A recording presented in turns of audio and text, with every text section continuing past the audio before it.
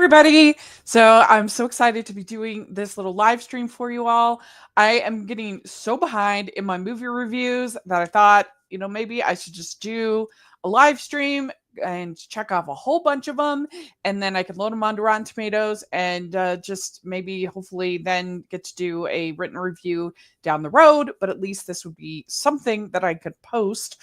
So here we go. And I'll also be talking about some of the theater that I have been watching since my last live stream, which was on the 8th of April. So we'll be doing stage and screen. So much fun. I have the chat room open, so you can definitely check that out. And there's a super chat if you feel so inclined. So if you have a question that I can answer adequately, then you can enter it or do the super chat. It really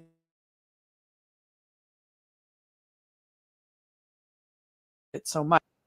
And so here we go. Let's dive into what I have been watching. I hope you're all doing really well. I finally got to see the new season of Arcane.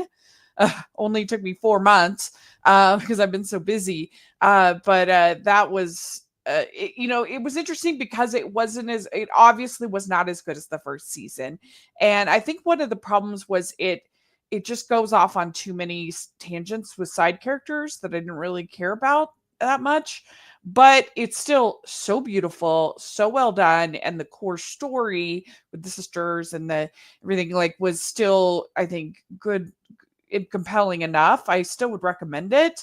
But yeah, I mean, it's hard because that first season is kind of a masterpiece, so hard to make up for it there. But yeah, so that's Arcane season 2. And I'm kind of sad that I think it's the end. I don't think we're going to get any more, which is too bad because it was a great show, really beautiful show. So I did watch that, and I saw Creatures Great and Small season 4, and we covered that on Hallmarky's podcast. I just love that show so much. You definitely should check that out. It's my favorite show currently running.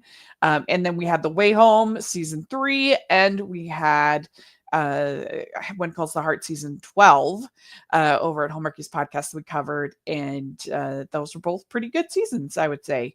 I think that The Way Home season 3 was better than season 2. It was definitely a step up there, and it's just a fun show to watch. If you haven't checked out The Way Home, I recommend it.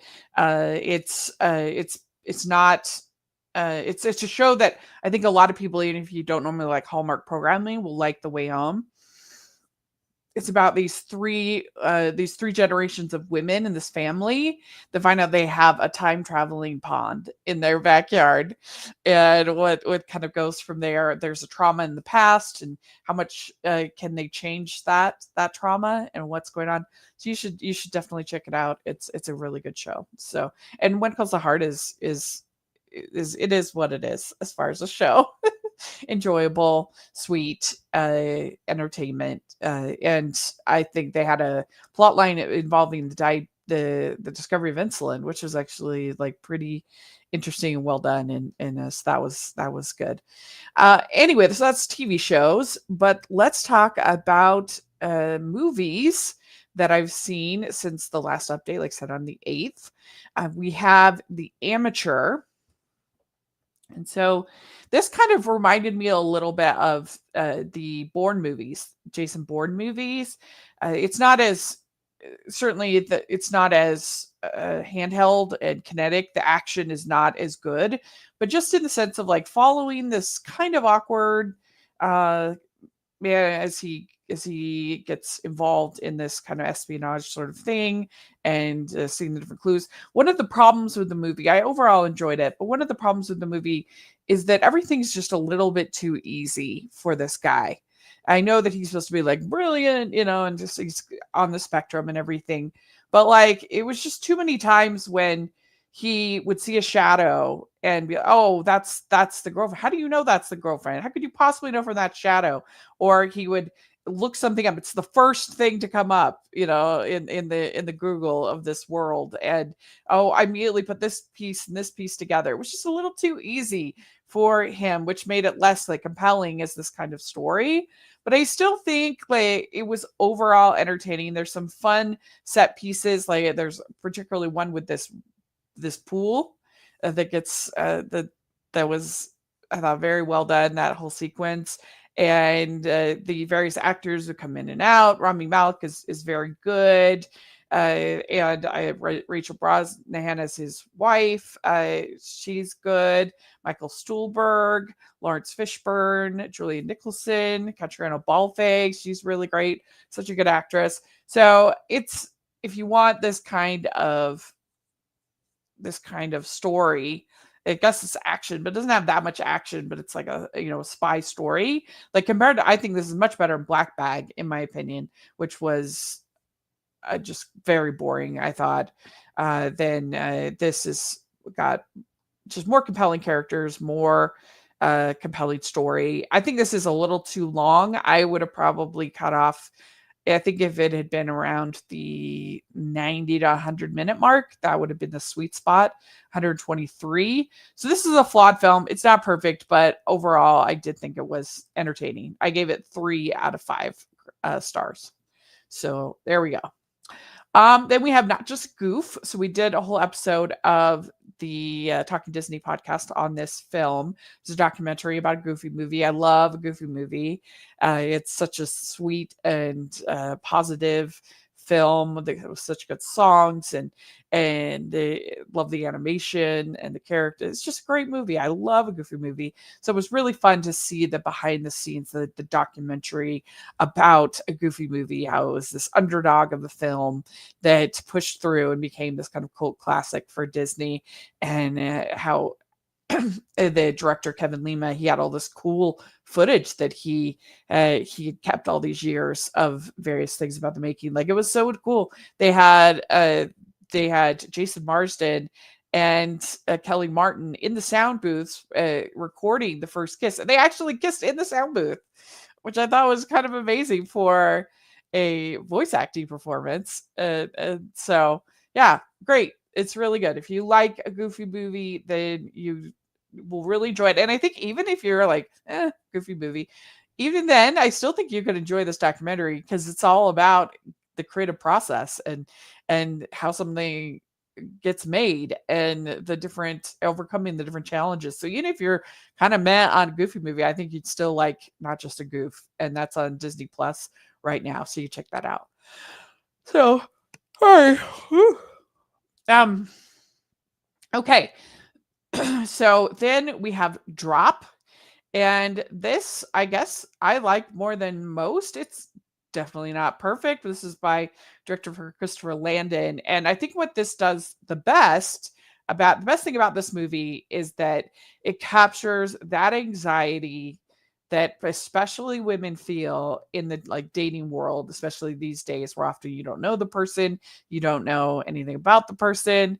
You're just going off of what they've shared online. How reliable can that be? That's like a very scary prospect. It's scary for men too, but I think especially women, since we're usually not as strong physically as the men, it's just can be a little bit more, I think, scary for a woman to put herself out there in this way. And I think that this really captured that, a lot of that anxiety. And so I was into it. And it's the kind of horror movie or thriller. It's kind of thriller that you enjoy while you're watching it, and then when you leave, at least my experience, like, oh, that was stupid, that was silly, that was a ridiculous plot point. Because it really, I mean, this villain, this that he does, this plan of his is so absurd and so ridiculous, and everything would have to go like perfectly as planned in such a, when there's so many other simpler solutions to get what he wants. But I was into it while I was watching it, and that's what's most important. And and I thought Megan Fahey was really good. She's a Hallmark girl. She's a good actress. It is a ridiculous, especially like I said, the more you think about it, this is a very silly movie. But while I was watching it, it got me, and I think it captured that anxiety of dating so well. And of course, this is like a worst case scenario, but isn't that what thrillers are supposed to be? The innocent person caught up in in something they have no control over, and then what's going to happen. And that's Hitchcock did that a million times, and there was a lot about this movie that felt Hitchcock inspired, I would say, about it. And so I gave this also 3 out of 5 stars. Okay. Then we have The Wedding Banquet. And I was really excited about this movie. I'd heard good things out of Sundance, a lot of buzz. The people really enjoyed it. It's a remake of of an Ang Lee film from 1993, and I have not seen that film, so I'll have to check that out eventually. But when you watch the movie, you definitely feel like, okay, this is so 1993. It feels more at home in the 90s. Because this plot has been done so many times that we're not going to come out to the grandma. We're going to pretend that we're getting married to a straight person, and then the lesbian couple, they want to adopt and or go through IVF, and they need the money. So that's why they agree to it. But the problem I had with this movie, and I don't know if this is true for the 1993 film, is that these people are jerks.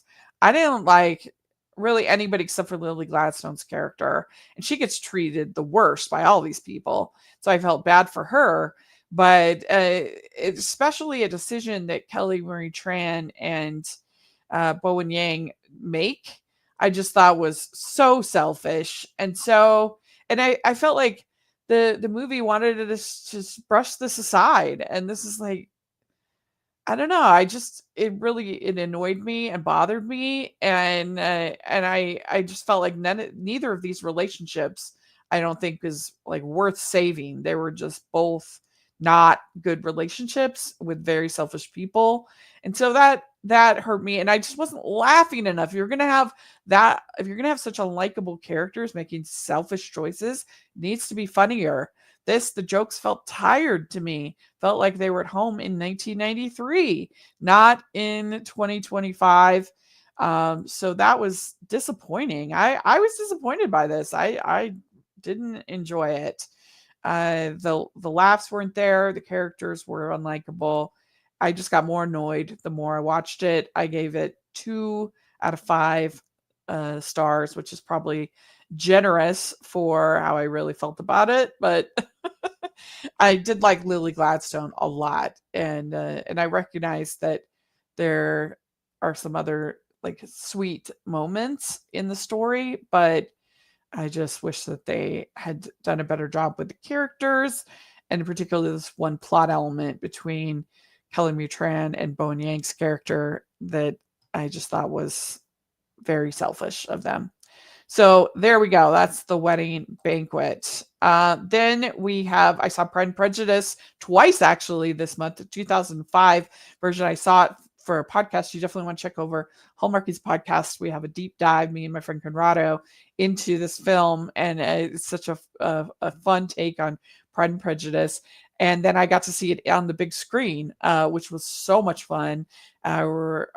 We were over at a beautiful theater in our area, and it was just a treat to see it. And it was interesting because I had just seen it, so to see it again, but it was surprising to me how much of a difference the big screen really did add to it. The beautiful cinematography, the music, the performances, really fun. I really like this version of Darcy, where he's just kind of awkward. He's sort of shy. I think that's a unique take on Darcy, and I appreciate they tried something different with that. And the chemistry, it is a little rushed, and that's a fault of it. But I think its positives make up for it being pretty rushed. So it's Pride and Prejudice. Then I saw The Legend of Ochi.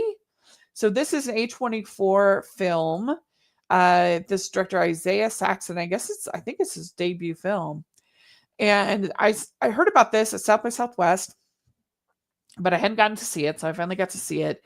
And I'm very torn on this film. I'm very mixed on it. I think it is a beautiful looking film. And especially what they're able to do on a very small budget is extremely impressive. The creature designs of this Ochi creature is absolutely adorable. And the girl, who's quite good, all the acting is very good. She gets bitten by this creature, and the way they did her arm just kept getting more and more gnarly, and like, oh, it was pretty gross. There's a lot in this movie that is actually pretty gross, and there's some violent moments. I heard people say, oh, you should go see it with your kids.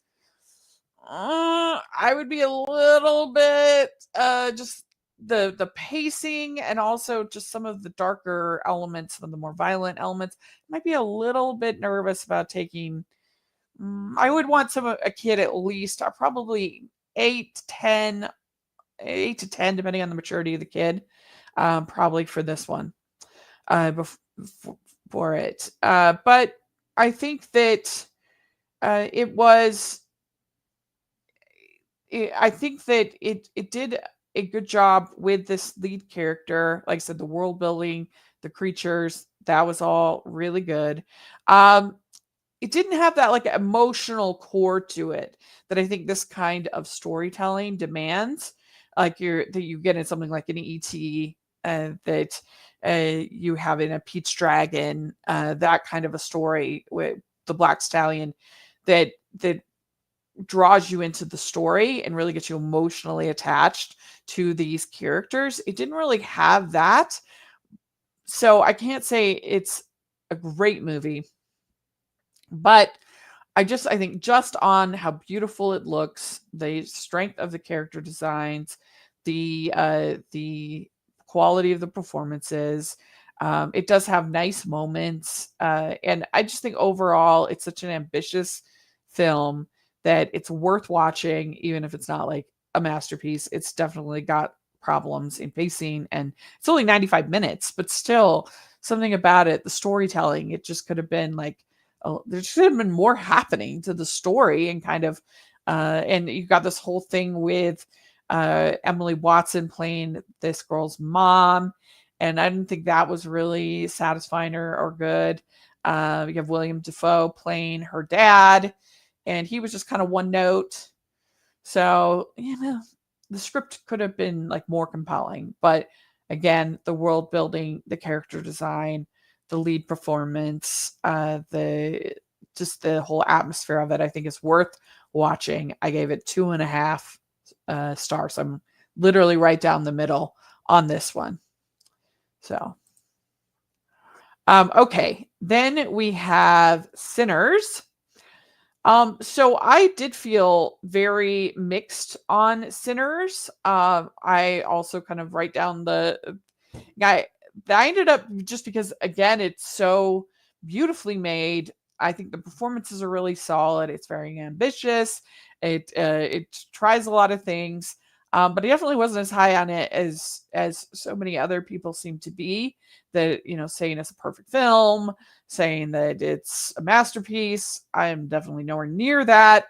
I think that it has so many different stories that it's trying to tell all in one movie that it becomes kind of a mess. It becomes kind of ungainly. And you really don't get the vampire part of it until about an hour and change into the movie, which I think was too much. That's too long. I mean, this movie, 138 minutes is too long. But if they were going to make it 138 minutes, like, flesh out some of these stories. It felt like it was trying to be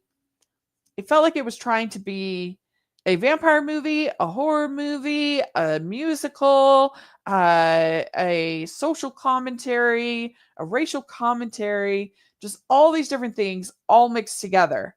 But I tell you what I did like about it. I like I said, the atmosphere, the music I really liked. Like, I would have been very happy if this was just a musical, like a battle between the both sides of the music, and then the club, and kind of like that. I would have loved that. I really enjoyed the songs. The score I thought was a little more uneven. It was weird the way that it tried to put all this uh, this synthesized music from it sounded like the 80s, There's like a lot of electric guitar and all the stuff, and I was like, this is supposed to be blues. So I didn't get some of the score choices, but the songs I thought were really good. The musical sequences, the dancing, choreography, all of that. I really, really enjoyed that. I liked the ensemble performances. They were really good. Like Haley Steinfeld was really good. I Delroy Lindo was good. Jack O'Connell, he was creepy as the bad guy. He was really good. So I think there's enough here to recommend this film. I think it was overall entertaining, and you admire the ambition of Ryan Coogler in this film, and you can watch it and be like, oh, that was like, you can enjoy a messy film. Film doesn't have to be perfect to enjoy it. You can be like, oh, that was not a perfect choice, but I could still overall appreciate what they're going for, what they're trying to do, what the way it looks, all of that. That's, I think, worth a recommendation for something as bold and kinetic and exciting. And I guess if it's going to be messy, at least it tries a bunch of stuff. So there's that. So that's my thoughts on Sinners. Definitely don't like it as much as everybody else seems to be, but I do admire a lot about it. So there we go. Okay, so then Sneaks. This is an animated film from this year, and the trailers didn't really sell me on it. And I'm thinking, how are you going to make an anime film about sneakers? And the truth is that you can't. Like, there's just some items you can anthropomorphize, and it makes sense, and it works, and you can see all the motions, and the sneakers are just, it's just not enough there for a performance. You're supposed to believe that these sneakers like fall in love and have relationships, and I mean, it's just too much. And it's a bummer because the opening credits, the first scene of this movie, the opening credits, I was like, oh, this is interesting because it had this like graffiti look, had a cool visual style, and we don't get a lot of urban scenes and urban stories in the world of animation. So I was like, oh, maybe this will be a surprise. But that was by far the best animation of the movie, was the opening credits, with the way they did the color blocking, like I said, a little bit of sort of graffiti element. That was really, really cool. And then the animation just becomes very cheap, especially whenever they are trying to animate the rats. That was really bad.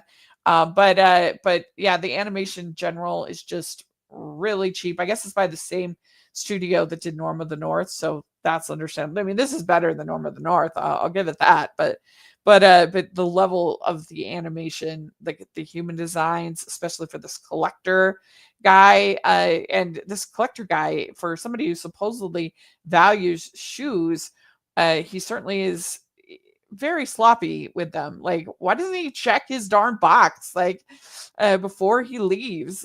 And so yeah, it's frustrating. And then also, like, he's supposed to be the big baddie, but then there's this other baddie that's like controlling him. I forget his title, his name, but it's just like, this other character who was very weirdly animated is completely unnecessary. Why do we have this additional weird, is like the facilitator or something, like, I forget his name, but it was bad. It was a very, very bad animated film. The story was so derivative of tons of films that we've seen before, and it just looked terrible. So that's Sneaks for you, unfortunately. And that is it as far as movies. That's the new movies that I've seen in the last few weeks. So let me know what you think, if you got to see any of those, and your thoughts. I would love to hear that. Let's talk about some of the theater that I've seen lately. Okay.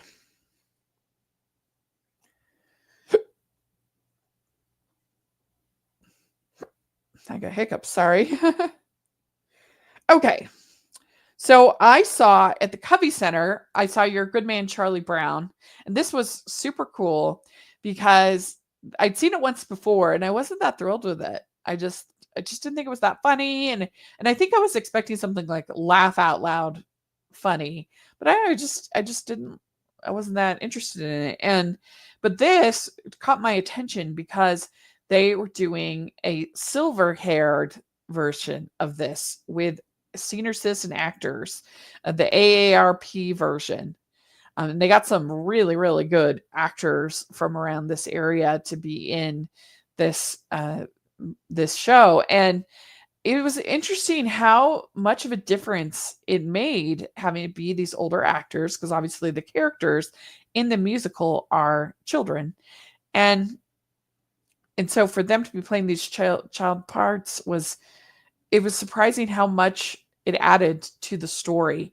Just like little things. There's a line where Charlie Brown, he talks about how would anybody even notice if I didn't get out of bed this morning? And that line like rings really different for an older actor, who are often undervisited and very lonely. And so I don't know, it just was such a moving experience, and it was such an interesting experience. This was in a black box, wonderful. They had a wonderful set design, and it was charming. My new philosophy, that's probably the best song of this show.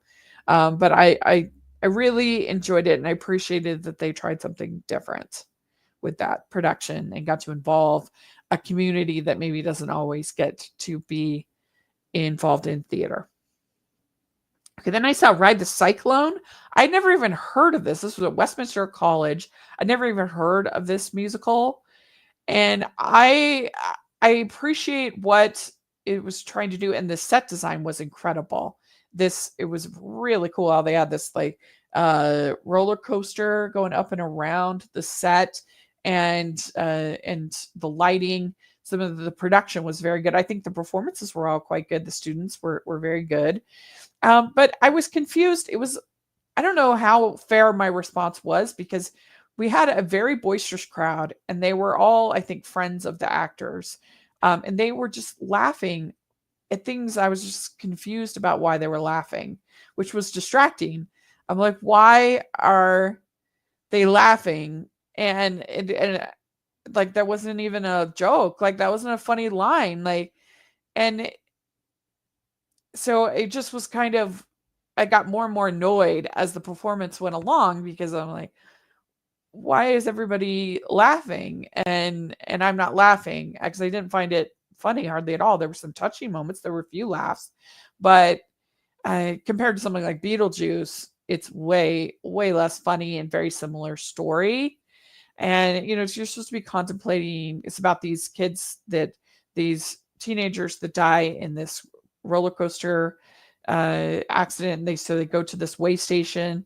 They talk about their lives, and there was some like good stuff there, but I don't know. I just thought it was sort of tonally out of the place, and I just didn't think it was that funny, and everybody was laughing, so that was frustrating. I don't know if that makes sense. Okay, then a chorus line I saw at West Valley Performing Arts Center. And this was really excellent. I mean, I love A Chorus Line. I think it is such a beautiful show. It's got such heart and soul. And the cast was absolutely incredible. All the performances were so good. You would never guess to see this quality of a production at a community theater for the prices that they charge.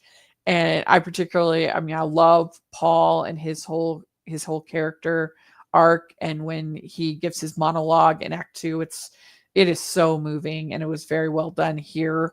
I liked the fact that they had Zach as a voice from above, that was an effective choice, and it was, so when he does kind of come down to interact, it made it even more effective.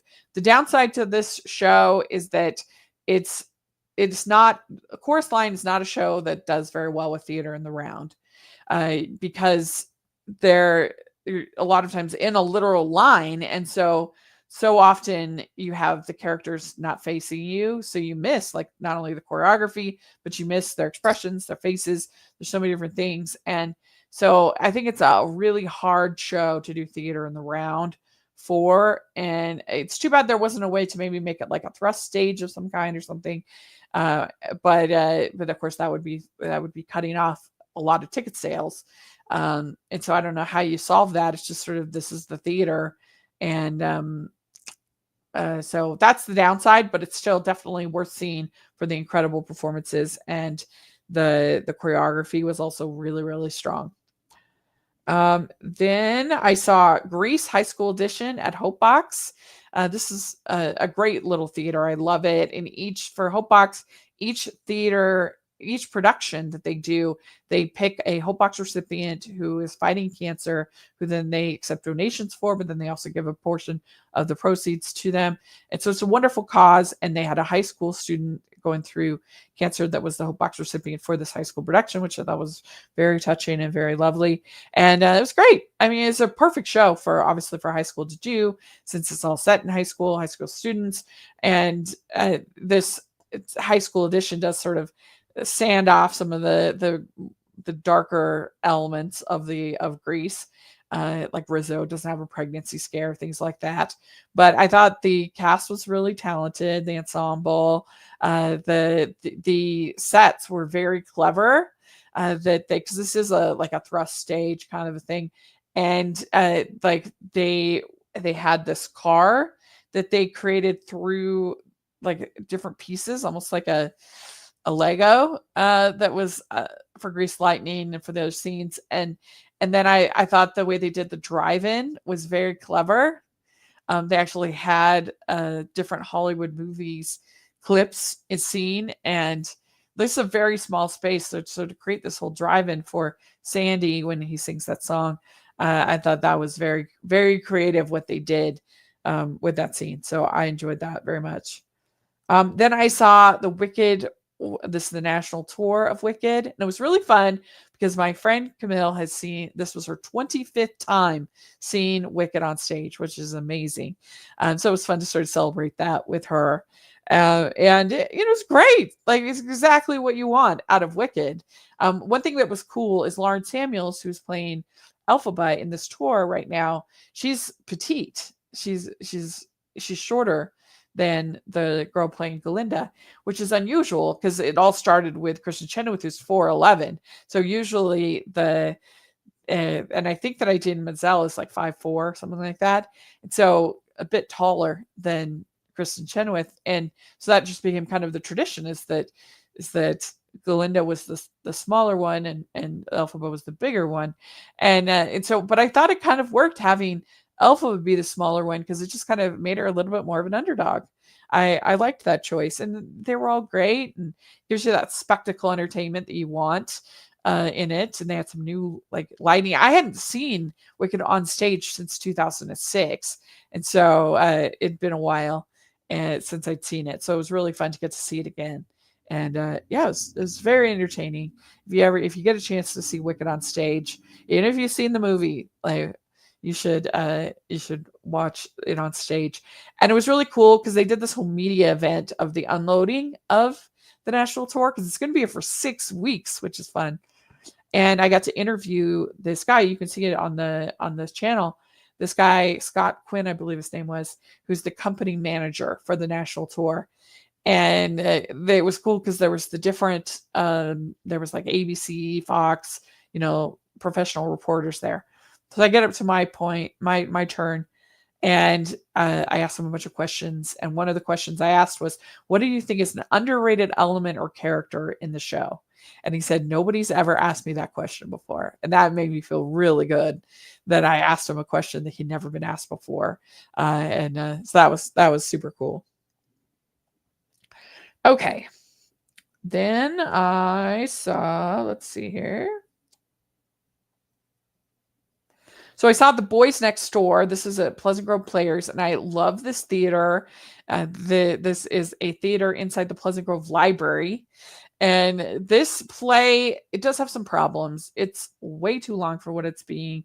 And it's always a little awkward when you have people that aren't part of a marginalized group playing people from that marginalized group. And in this case, it's about these 4 men who have mental disabilities living in this group home. I think that they did all did a good job and it was all lovingly done. But the problem with this play is it is just way too long.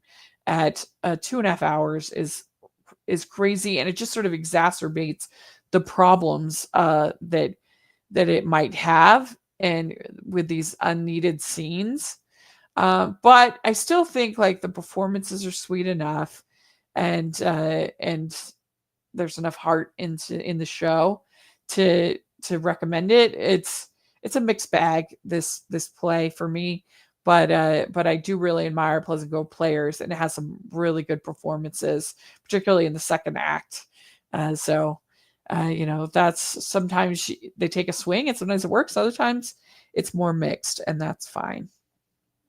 Okay, I saw Legally Blonde at Heritage Theater. And this is an adorable theater that is in Perry, Utah, which is in the middle of nowhere. It's a restored church that they have renovated into a theater, and they have such good productions. They have such variety in the type of shows that they pick and what they're doing. And it's community theater, so it's amateur, but I just see them continually improving and doing better and better and better. And I love Legally Blonde musical. It's one of my favorites. And this was so much fun. It was so entertaining, very, very funny. The leads were really strong. I wish I was going to have time to go see the other cast, because I would love to see that. But I don't think I'm going to get up there because it's over an hour from my house. So it's a drive. But I really appreciated the fact that they used hand-painted sets, because this show, I've seen a lot of projections for the show, which is fine. But I really appreciated that they went to that effort, even for the scene in front of the RV, which is it's a very, very, very small little scene. They could have easily used a projection for that scene, but no, they went to all the work to hand paint this RV backdrop. And I thought that was really, really cool. They did that. There was one near wardrobe malfunction with the bunny outfit. It was just getting really flowy, and I was like, oh. So they definitely want to work on that, but it was great. I loved it. I love the show. This is an easy win for me. I just love Legally Blonde music. I think it's so entertaining, and it was so frustrating because on their website they have a big warning: content, adult content, mature content, and then on all of their social media posts, warning, warning, warning. In the theater itself, signs, warning, warning, warning. They literally even had, before the show started, they gave a warning. And like, this is not Spring Awakening. This is not Hair or something. Like, it's not a crazy show, but there are some adult themes. Like, solidly PG-13, this show. It's not even R-rated. And this lady this Karen online going off about how this was how offended she was, and that they should have warned her. I'm like, at a certain point you have to take responsibility for your choices. Like, there is nothing more they could have done to warn her about this. Like, literally every step along the way there was a warning. So I don't know what she would want them to do more than what they did. It's crazy, and it's so frustrating because I feel like people like her make it harder for all of us, because we want theaters to make bold choices, interesting choices, to try things. And when you have these Karens, they sometimes make theaters reticent to make some bolder choices because of their behavior. So that's frustrating to me. They warned that person ad nauseum. So, all right. Is that everything? Yes. So that is everything that I saw theater and film since my last live stream on the 8th. So pretty fun stuff, some good stuff. And yeah, not much that I like. I guess Sneaks, that would be the only thing that I really did not enjoy at all. Most everything else was either a mixed bag or I really enjoyed it. Probably my favorite is Not Just a Goof as far as movies. That was so good. And then, or in Pride and Prejudice, if you're counting that would be my favorite. And as far as theater, probably Legally Blonde is probably my favorite, and then Wicked. That would be up there. So again, let me know what you think of these different movies and these different shows. I would love to hear your thoughts in the comment section or on Twitter. Please like this video, subscribe to the channel. I'd really appreciate that too. And we just finished up Classic Musical Month on the channel. And so definitely you want to check out those reviews. We have Muppet May coming up. We're going to have 7 weeks of Muppet May. So that's going to be really fun. We've been doing it for so many years that we're at sort of the more obscure picks. We're going into Jim Henson Productions. So there wasn't technically a Muppet film, but they used puppetry. They used Jim Henson Company. So it's going to be a lot of fun in that way. We're just talking about some of the other films that Jim Henson made, all of that. So Muppet May is going to be super fun this year. I'm really excited about it. So you definitely want to be subscribed to the channel. You definitely want to support the channel any way you can. The Patreon is going to be super fun. We have a great watch along guest coming, Ryan Landells, who directed and wrote Sugar Plumbed for Hallmark, which was really fun. It was kind of like Hallmark's Enchanted. So if you want to hear what it's like getting a movie written and made and directed, all of that, you should definitely check out the Patreon. And then we have lots of other benefits, bonus episodes. I'm thinking of some other more theater related things I could do for bonus. So check out the Patreon. I think you'd really find it worth your while. I really try hard to make it worth the investment. And then we have the merch store where you get fun shirts like this is actually from the merch store because I'm doing a It's a Wonderful Life recording today and Merry Christmas Movie House. That's from It's a Wonderful Life. But we have got tons of movie inspired designs at the merch store, #Animation Junkie shirts, things like that. So check out the merch store. And thanks again to everybody. And we'll talk to y'all later. Bye.